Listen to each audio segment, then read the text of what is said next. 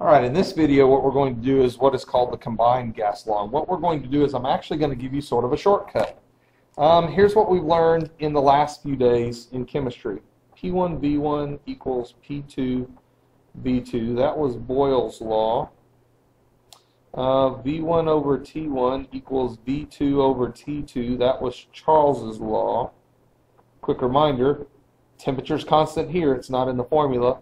Pressure's constant here, it's not in the formula. And then we had a mix of what seemed like both of those. P1 over T1 equals P2 over T2. That was Gay-Lussac's law. Okay? Now those are three separate laws. Temperature's constant, pressure's constant, volume's constant. So basically, out of P, V, and T, you had one law where each separately was constant. Well, there's a little bit of a shortcut. You'll notice that if I put this formula over 1, it doesn't really change anything, but now they're all fractions. If you look at them as each fractions, you'll notice that pressure is always on the top, volume is always on the top, and temperature is always on the bottom. So what we can actually do is put all three laws into one formula, which ends up being a shortcut. Now, let me explain this first. Boyle's law has its applications in the real world, and you've seen some videos about that. Charles's law has its own applications in the real world, and so does Gay-Lussac's law. But you can simplify your work. Instead of knowing three separate formulas, you can actually put them all together into one law called the combined gas law. And here it is. P1 V1 over T1 equals P2 V2 over T2. Now that looks like a lot, but here's what's actually happening. You don't have to memorize Boyle's, Charles, and Gay-Lussac's law separately. If you read a question and you read that temperature's constant, notice if I mark them out of this formula or cover them up, there's Boyle's law. If I read a question and pressure is constant,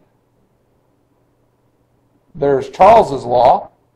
If I read a question and volume's constant, cover those up, there's Gay-Lussac's law. Or sometimes nothing changes. For example, when you blow up a balloon, the pressure changes in the balloon gets bigger, volume changes, and the gas changes inside as you're blowing warm air into it. So all three variables. So actually, this is four formulas in one.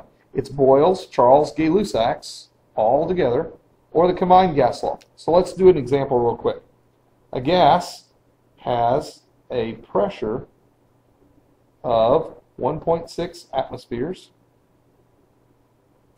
and 2.4 liters at 20 degrees Celsius. If its pressure changes to 710 torr and volume to 1.8 liters, what's temperature 2 in degrees Celsius? That seems like a really long question, but I'm going to give you a second. If you'll pause the video, make sure all the students get all of the question written down, and then let's work it together. Don't get ahead of me. Let's work this one together. I'll be back in a second. All right, a gas has a pressure of 1.6 atmospheres and 2.4 liters at 20 degrees Celsius.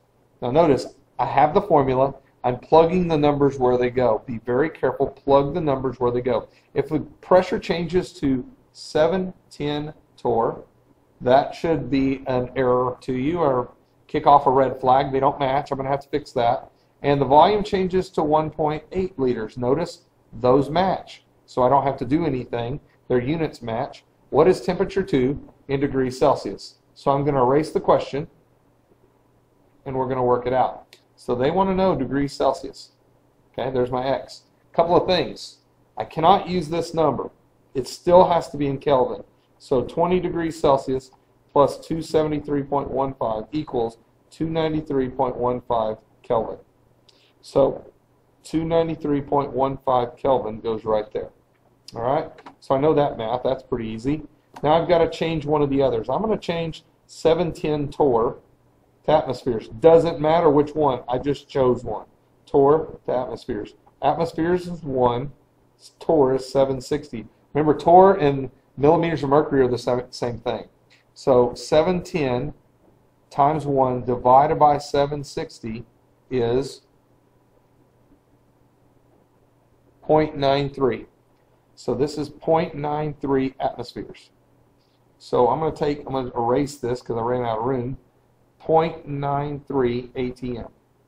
Now, before I go to work the problem, let me make sure I've got everything matching. Atmospheres, atmospheres, liters, liters, Kelvin, Kelvin. So my answer is going to come out in Kelvin here in a minute, but I'm going to have to work the problem by cross multiplying.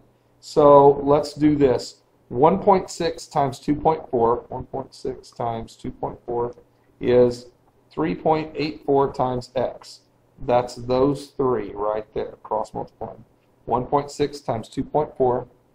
On my calculator you can see 3.84 equals, I'll multiply these three numbers, so it's 293.15 times 0.93 times 1.8 equals 490.7331 divided by 3.84,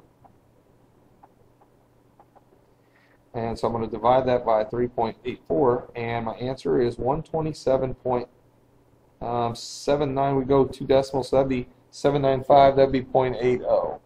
Okay, and that is in Kelvin. 127, I'll hold it under here so you can see it better. 127.795, so to 2 decimals, that's 0.80.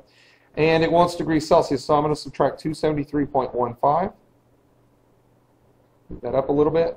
So I'm going to take 127.80 minus 273.15, and I get an answer of negative 145.35 degrees Celsius. Now you'll notice the Kelvin, just like we said it was going to be Kelvin, was positive. But when I subtracted to convert back to Celsius, it ends up Celsius. Remember, Celsius can be negative. It can be negative. So there's my answer. Now, in this equation, you'll notice that every single variable had something. P, pressure changed, volume changed, temperature changed. And so you just plug the numbers in. It's the same math as always. It's just a few more numbers. Just be very careful with the math that you're doing. The combined gas law, P1V1 over T1 equals P2V2 over T2. Let's do one more example, and let me show you how this can work any of the other laws, not just every variable.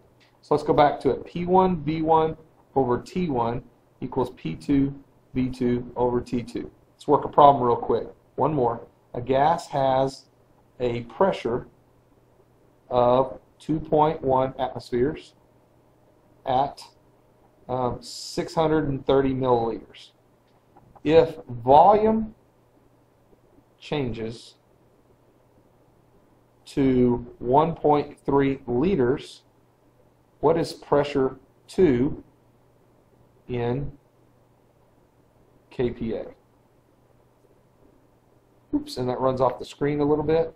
So let me fix that, in kPa. Alright, so there's the question. If you'll pause the video, I'll come back in a second. We'll work it together, and then you'll have a chance to do some of them on your own. Be right back.